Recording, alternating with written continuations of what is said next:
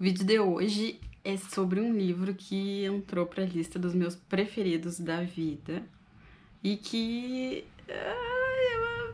talvez devesse ter vergonha por nunca ter lido o escritor, talvez, mas eu não vou ir por esse lado. O livro é Incidente em Antares, do Érico Veríssimo.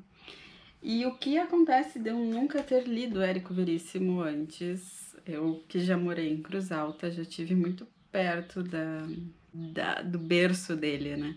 Na hora que vai se falar sobre um escritor, muitas vezes a gente usa um viés que estigmatiza ele por alguma coisa. Na minha cabeça, o Érico Veríssimo ficou muito marcado pelo rural, pelas estâncias, pelo Rio Grande pelas coxilhas, enfim, com a questão da Ana Terra. Eu não li O Tempo e o Vento e eu fugi muito dessa história, até por ter nascido dentro desse meio de sobrenomes e as estâncias passadas de filho para isso, para aquele outro. E as coisas da nossa infância, ou a gente agarra ou a gente foge, não existe meio termo. E eu tentei muito fugir dessa leitura. Então, para mim, Érico Veríssimo sempre foi uma coisa meio. Passou longe das minhas vontades de leitura. E aí que esse ano eu acabei conhecendo o Gessé Andarilho, que é de Antares, uma comunidade lá do Rio de Janeiro. E aí eu fiquei com Antares na cabeça e eu disse, tá, mas o Gessé é um baita do incidente em Antares, né? E fiquei, porque o nome do livro eu lembrava. E aí eu disse, eu vou ler essa história, saber qual é a do Érico Veríssimo. E aí eu me deparo com um livro que eu repito sempre a nossa tristeza e saber que não mudamos, né? Com um livro extremamente atual, um livro que foi escrito semana passada, praticamente. O livro é de 1971 e ele é meio que um soco naquele Brasil que estava se formando ali, né? Então, vamos à história propriamente dita. Primeira parte, ela é um pouquinho anatomia de Antares, um pouquinho de como se formou esse povoado. E tem uma briga, uma rixa, uma polaridade entre os Campo Largo e os Vacarianos, são duas famílias. E o início ele é um pouquinho bastante indigesto, porque essas brigas elas eram na violência, né? Não era nada muito amigável, nada muito humanitário. E aí tudo foi se formando ao longo da história, baseado nesse equilíbrio, uma hora os Campo Largo, uma hora os Vacarianos tomavam o poder e assim eles foram mandando na cidade, eles foram deixando todo mundo sob a aba do chapéu deles. E essa primeira parte que fala da anatomia de Antares, ela anda muito em paralelo com a política brasileira, com a política lá na história, no tempo, no espaço-tempo que se passa Antares.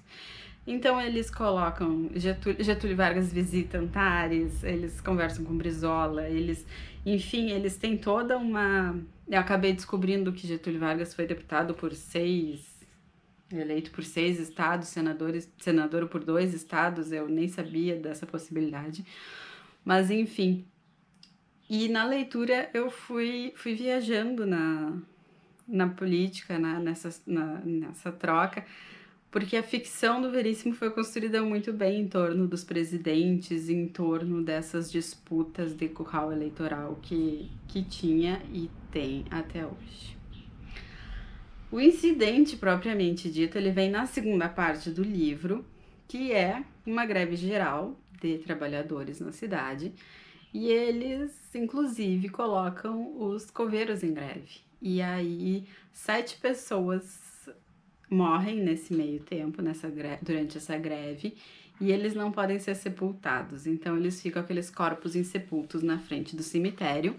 E esses corpos insepultos, se eles não foram enterrados, eles estão vivos. E eles levantam do caixão e vão tomar a frente na sua. Não é uma vingança, mas eles vão fazer o seu próprio motim para ir lá serem sepultados. Nesses 7 defuntos, a gente tem desde da matriarca de uma das famílias rival da Campo Largo, Dona Quita Campo Largo, até uma prostituta, um indigente. A gente tem 7 exemplos sublimes da cidade, assim. E nessas 7 mortes a gente tem um suicídio, tem morte morrida, tem morte matada, tem morte morrida por negligência, tem morte matada pela violência policial, tem morte morrida de saúde, enfim. O Veríssimo conseguiu colocar um espectro colocar numa redoma muito grande as mortes e a representação social dentro dessa cidade. Tem personagens muito marcantes, assim, nessa história.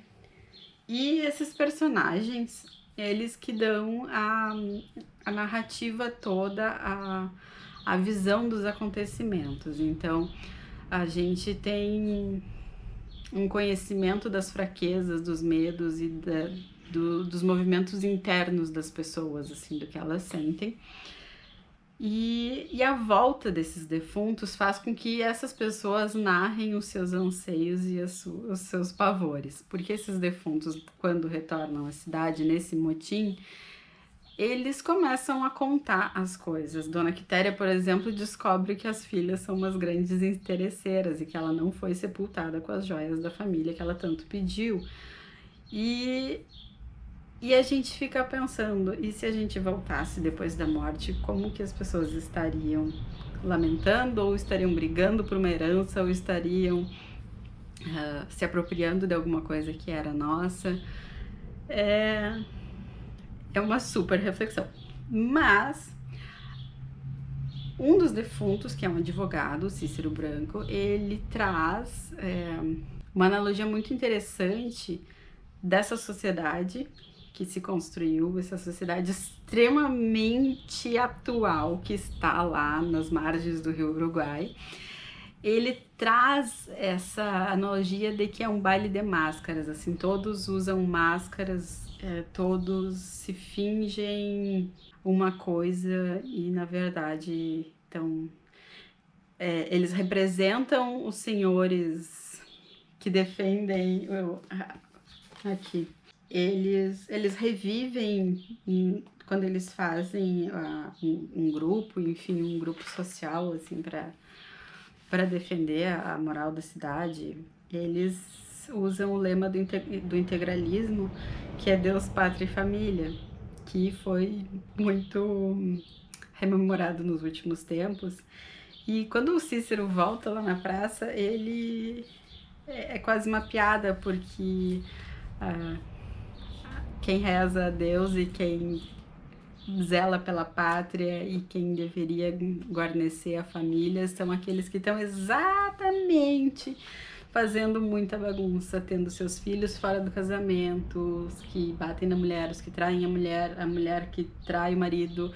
Enfim, aquilo é uma hipocrisia gigantesca nessa sociedade, e a gente traz essa sociedade para a nossa vida comum, nosso entorno. É muito engraçado, porque eu moro no interior ainda, né? Embora seja perto de Porto Alegre. Nasci numa cidade do interior e vivi o Rio Grande do Sul na sua essência veríssima.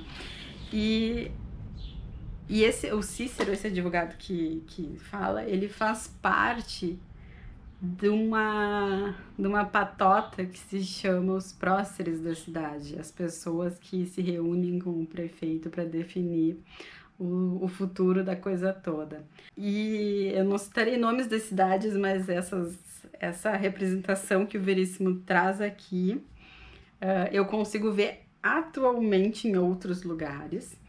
E os representantes que fazem parte desses próceres, desse grupo de pessoas interessadas no bem-estar social dessa sociedade, eles incluem pessoas das câmaras de dirigentes, enfim, dos clubes lá, o Rotary, que ele cita aqui, do clube comercial, do clube caixeiral, o cara do jornal.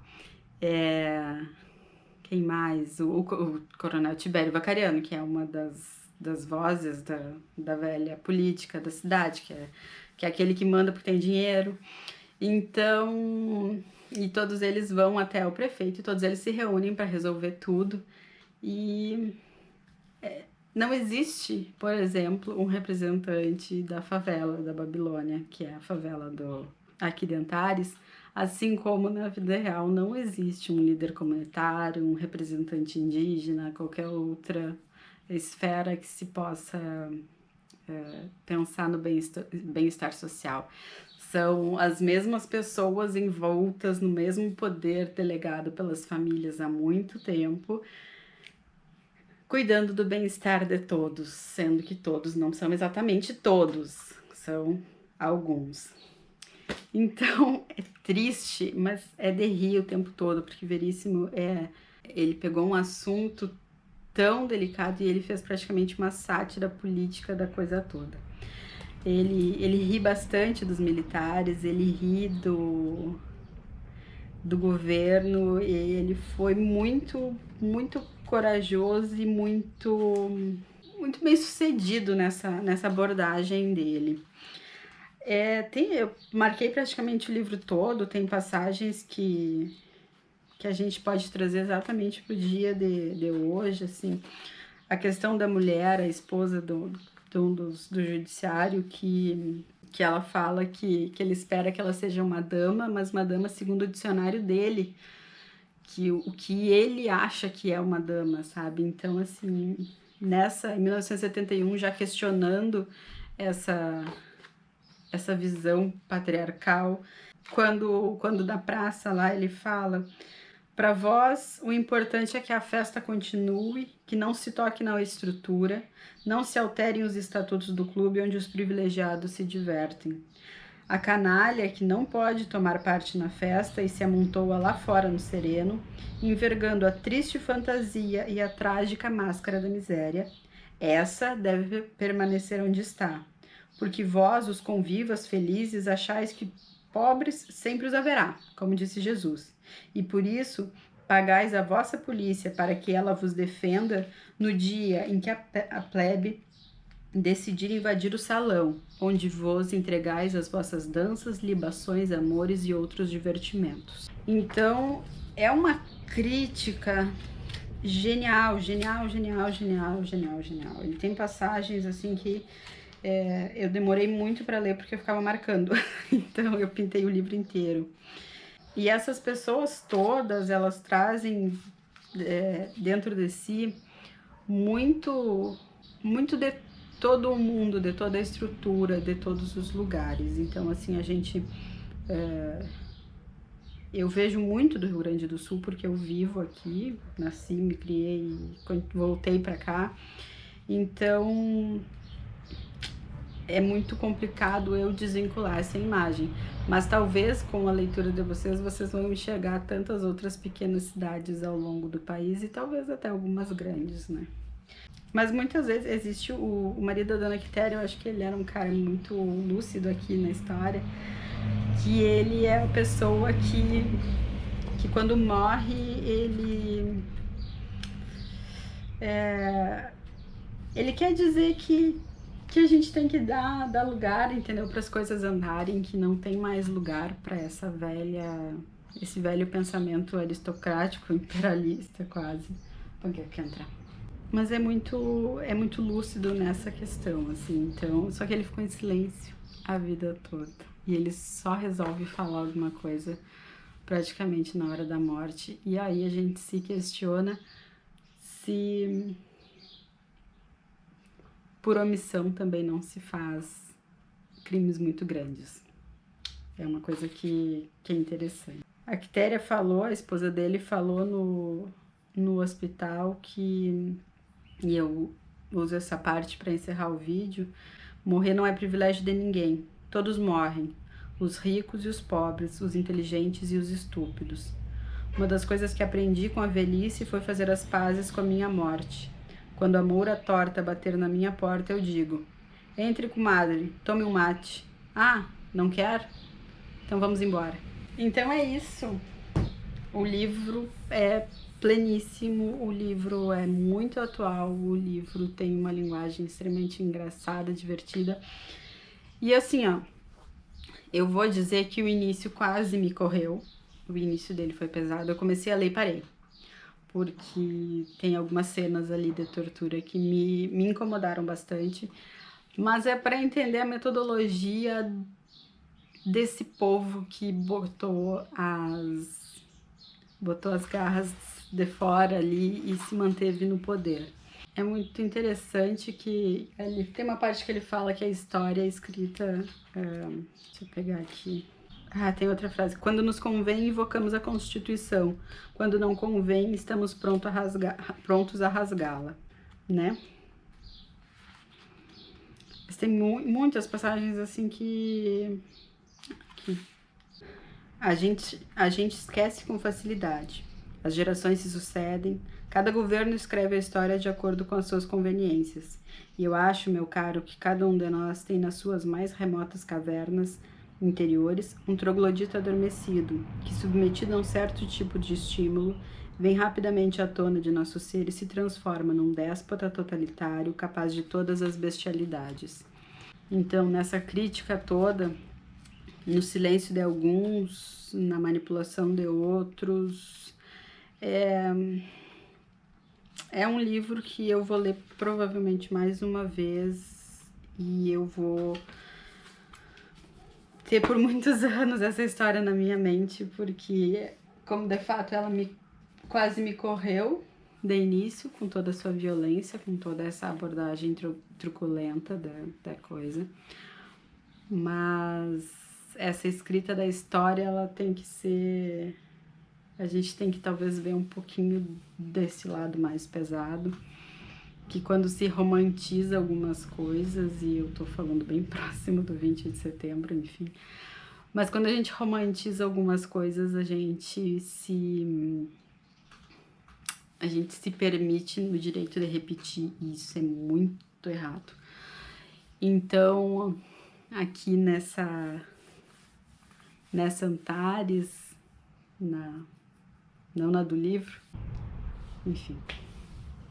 É isso, eu acho que esse é o livro, junto com As Veias Abertas da América Latina, esse é uma história de ficção, mas é uma história de ficção que nos serve muito, muito, muito para muitas coisas. Então, espero que façam essa leitura, quem ainda não fez, e quem já fez, que lembre com olhos da atualidade, para vocês verem algumas coisas de novo. Um grande abraço, vamos lá!